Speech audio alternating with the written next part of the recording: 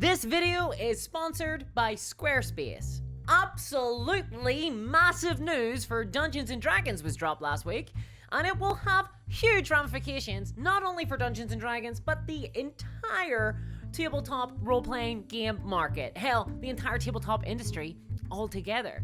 Card games, war games, role-playing games, none of us will be getting out of this one, because once again, business executives want to suck society dry of everything that is fun and joyous in the world. So, yeah, we're gonna be seeing some big changes in the next few years as a result. And the news for Dungeons & Dragons is... So last week, CEO of Hasbro, Chris Cox, and Wizards of the Coast, owners and rulers of Dungeons & Dragons and the card game Magic the Gathering, had a fireside chat, aka a webinar live stream for investors, aka a desperate ploy to save their stock price before it tunnels to Australia. This shareholders only audio live stream was focused on Magic the Gathering, because Magic the Gathering is in a bit of a pickle for lots of reasons. We're not going to get into that here, but not least because there's way too much Magic the Gathering products saturating the market and, you know, tons more mismanagement. It would be an entire video to go into that. Suffice to say, when a corporation has a good thing, they will always drive it into the ground. They milked a cash cow dry and slaughtered it for beef. Now, more despairingly, Dungeons & Dragons got mentioned in this call too. Shareholders were given a glimpse at the future of Dungeons & Dragons. Oh boy, what could it be? Could it be a cool new adventure? Perhaps a new book filled with tables for DMs to use in their games? How about a free DMs kit PDF sent out to encourage more players to make the transition from playing in games to running their own? Will they be updating the Book of Erotic Fantasy for 5th edition? What could it be? What could it be? And it's an oppressive monetization regime. Yeah, that's right. New and innovative ways to give Hasbro Wizards more of your money for things you didn't know you need, or actually need. You see, as we were told in that fireside chat, Dungeons & Dragons isn't a game. It's an entertainment product. It's a lifestyle brand. Chris Cox, CEO of Hasbro, waxed lyrical about how D&D has penetrated the mainstream market. What was the litmus test for this? Well, everybody at his cocktail parties recognizes the words Dungeons and Dragons when he mentions it to them. That's not a joke, that's actually what he said. Well, there we are then. It seems D&D has achieved maximum cultural relevancy. The cocktail clubs know all about it. I can't believe I've never tried role-playing games before.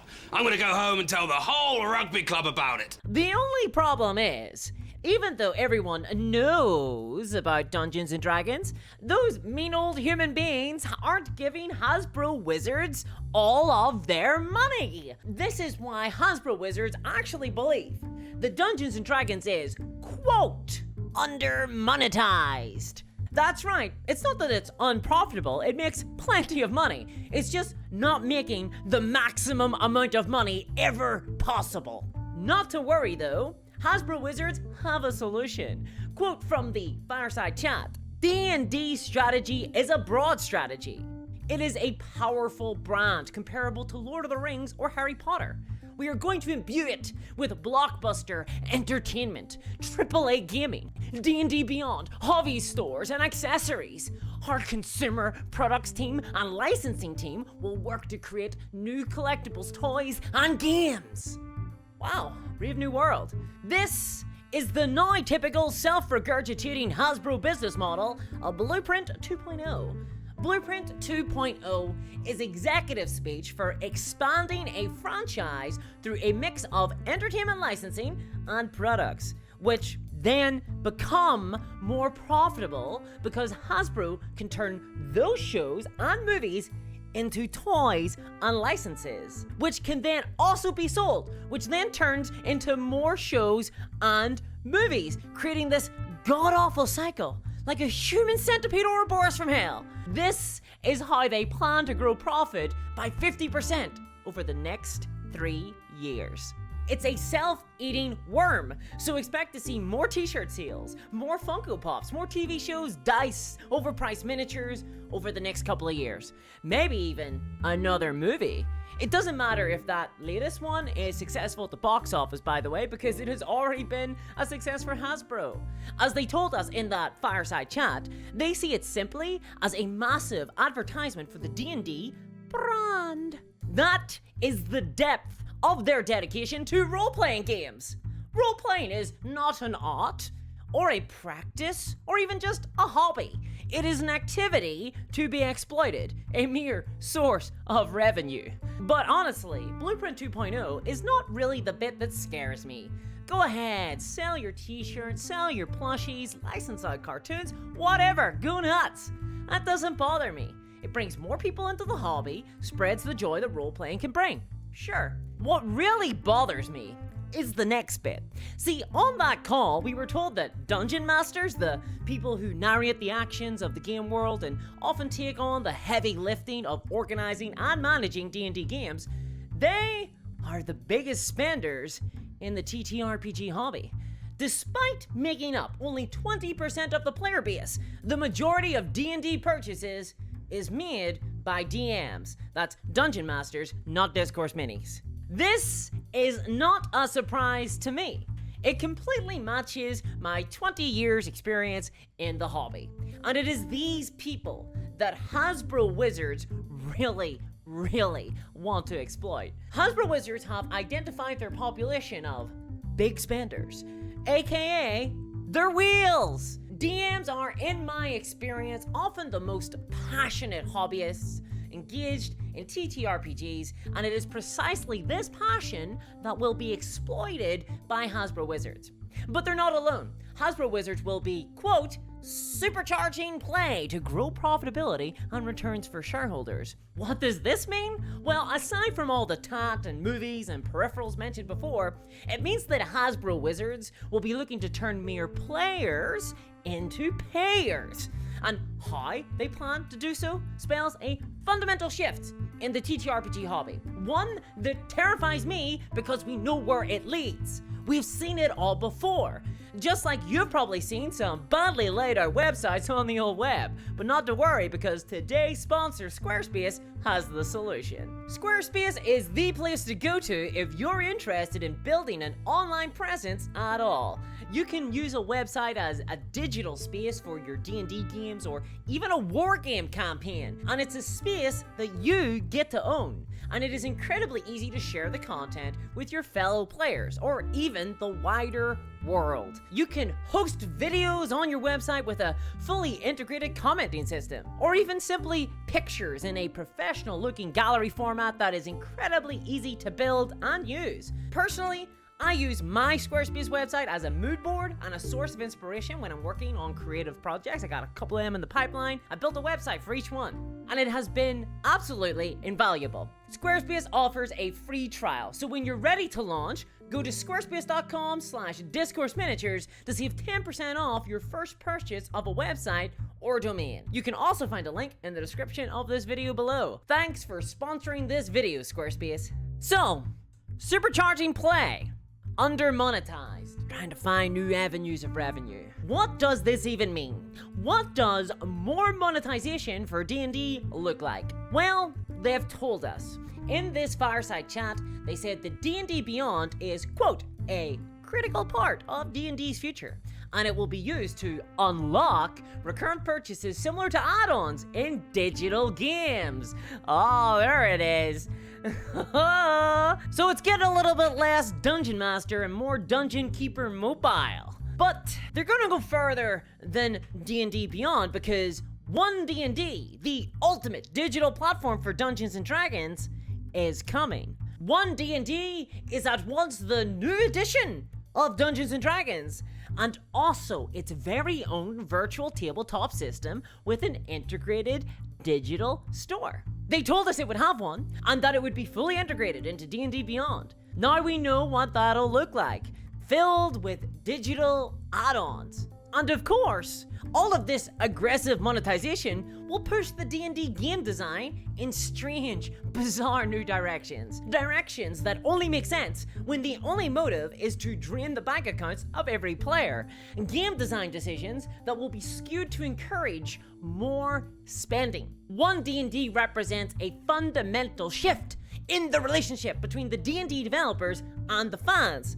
As a game, it will become inseparable from the app and the consequent in-app store. And if you've played any video game in the last 10 years, then you know what that means. There is a terrifying future on the horizon for Dungeons & Dragons. And really, for all TTRPGs. D&D Beyond already sells aesthetics and digital accessories like dice and avatars, but OneD&D will be a brave new world.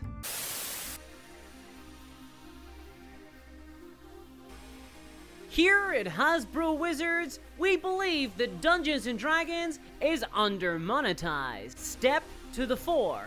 OneD&D, the virtual tabletop future of Dungeons & Dragons, where we have solved the #1 problem with the game. We just couldn't get enough money out of you. OneD&D represents an exciting new realm of adventure for players and DMs alike. For the player, they can pay a monthly subscription fee for the basic classes, species, and spells. And for Dungeon Masters, how about our premium Dungeon Master package of pre-made adventures and access to the Dungeon Master's Handbook? Sounds exciting, right? But don't worry, there's more. We now also sell all kinds of premium services, things that might be new to players and Dungeon Masters out there. So for the players, find yourself dying in combat too much? Not to worry, get a death save reroll for only 200 Astral Diamonds. OneD&D's new premium currency. Want to buy a new subclass for your character? 4,500 Astral Diamonds, please. We'll even throw in a free level up so you can try out your new subclass. That's almost a 100% value saving. Want a cool new magic item? Don't want to go through the adventure path season grind? Well, buy your way to prestige magic items for a mere 10,000 Astral Diamonds. Court the jealousy of your fellow players. But remember, they're just cosmetic. We don't sell power here. Yet. How about some convenience though? Why not buy to skip those annoying first 2 levels and start at level 3, getting access to your class features immediately? There's an introductory offer for new players of only 1,500 Astral Diamonds for the first 2 level skips. That's half price on the second level up. Think of the value. But don't worry, Dungeon Masters, we've got exciting things for you too. There's plenty here.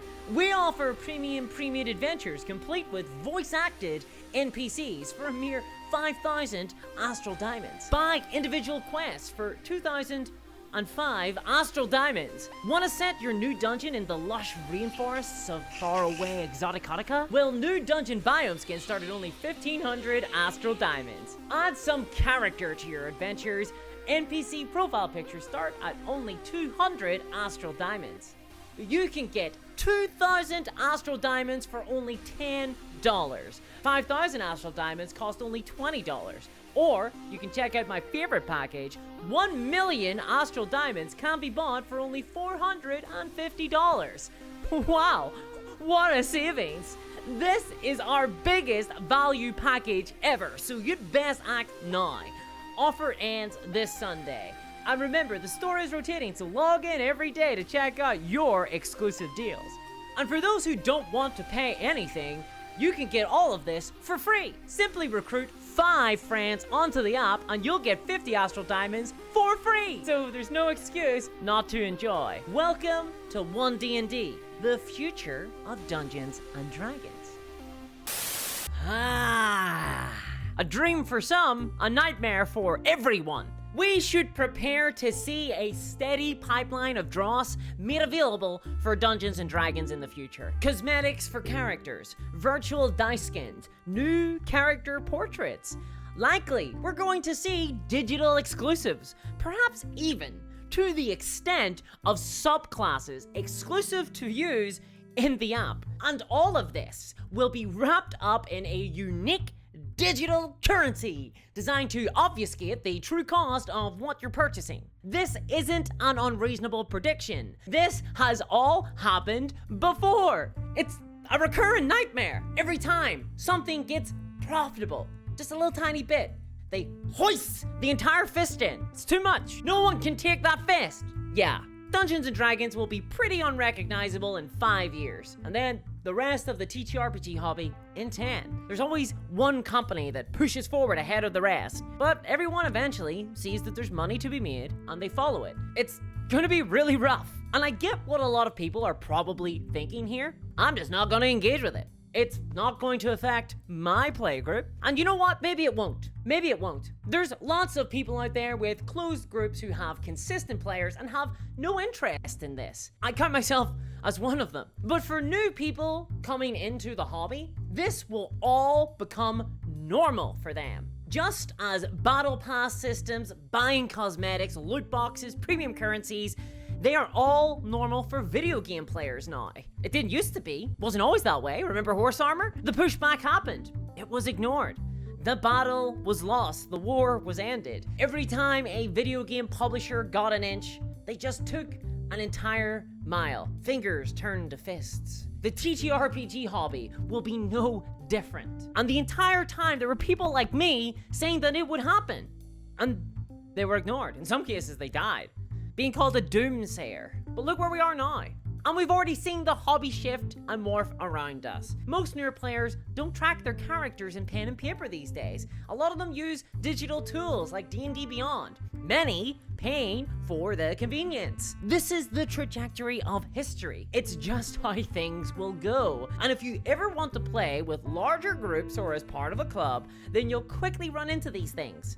You will have to engage with them. Hasbro Wizards have the power to push the normative, established, official way to play amongst the user base. And they will use it to push for greater, more predatory monetization. And they will lock people in to their ecosystem. They will place you in the walled garden. And if you still don't believe that that will impact your ability to play a game, then, I don't know, try finding a pickup game of 3rd edition today. See how far you get. I mean, there's groups out there, but it's tough. The main strength of Dungeons and Dragons is that most people play it. It's the known entity. It's the gateway to TTRPGs for many people. This style of monetization that Hasbro Wizards plan to do will lock players into the D&D store, into a walled garden. They will purchase digital items in the D&D in-game store, and then they will find that they have a sunk cost